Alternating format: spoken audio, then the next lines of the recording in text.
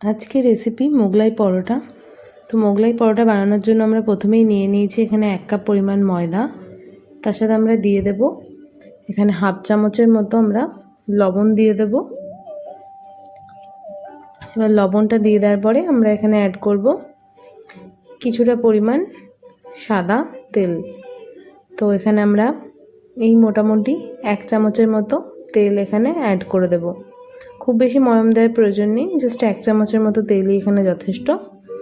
তো এবার সমস্ত কিছু দেওয়ার পর এই ময়দাটার সাথে তেল আর লবণটা খুব ভালো করে মিক্স করে নেব। পুরো ময়দাটার সাথে এটাকে খুব ভালো করে মিক্স করে নিতে হবে সুন্দর করে।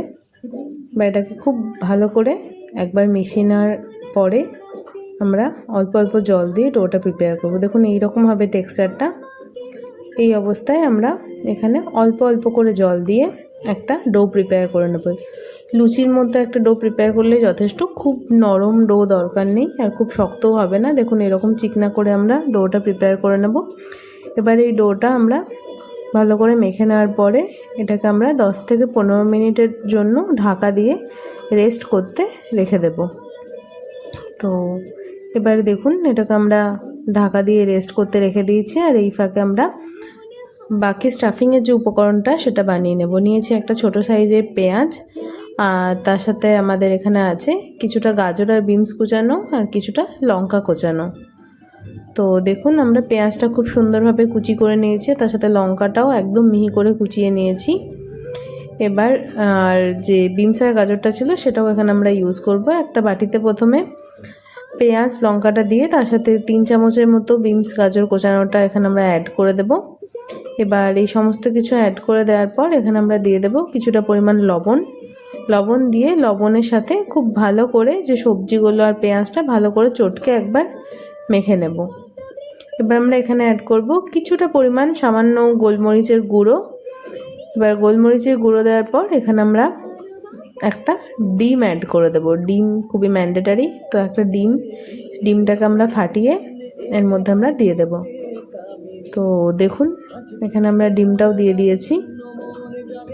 এরপর আমরা 3 চামচের মতো ব্রেড ক্রামস বা পাউরুটির গুঁড়ো যেটা হয়, তো এখানে আমরা 2.5 থেকে 3 চামচের মতো ব্রেড ক্রামস এখানে আমরা দিয়ে দেব। এই ব্রেড ক্রামসটা বাইন্ডিংয়ের জন্য হেল্প করে। ব্রেড ক্রামসটা দেওয়া খুবই ইম্পর্ট্যান্ট মোগলাই পরোটাতে। তো এবার এটা দিয়ে খুব ভালো করে সবজি আর ডিমের সাথে মাখিয়ে নিয়ে সাইড করে আমরা রেখে দেব। খুবই ভালো করে সমস্ত উপকরণগুলো মাখিয়ে নিতে হবে।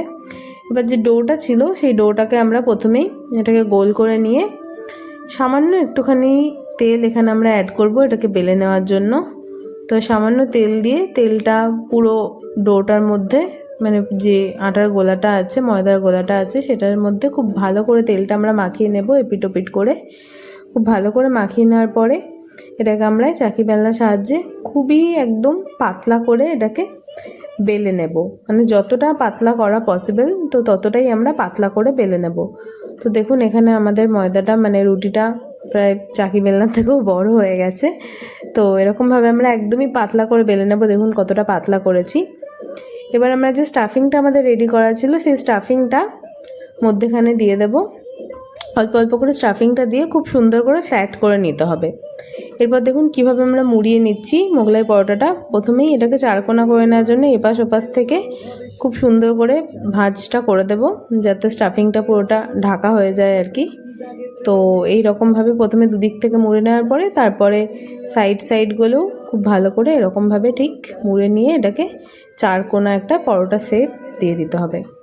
এদিকে আমরা প্যানের মধ্যে অল্প একটু তেল দিয়ে দিয়েছি। এটাকে আমরা আজকে স্যালো ফ্রাই করব। তো অল্প তেল গরম করে এর মধ্যে আমরা পরোটাটা দিয়ে একদম ক্রিস্পি হওয়া পর্যন্ত এটাকে সুন্দর করে ভেজে নেব। দেখুন এক পিঠ খুব সুন্দর ক্রিস্পি হয়ে গেছে। এবার আমরা অপর পিঠটাও খুব সুন্দরভাবে ভেজে নেব। তো এরকম গোল্ডেন ব্রাউন করে একদম ক্রিস্পি হওয়া পর্যন্ত একদম সিম আছে এটাকে সুন্দর করে ভেজে নিতে হবে। তো দেখুন খুব সুন্দর রেডি হয়ে গেল আমাদের আজকে ডিনার মোগলাই পরোটা। তার সাথে আমরা সার্ভ করেছি কিছুটা স্যালাড।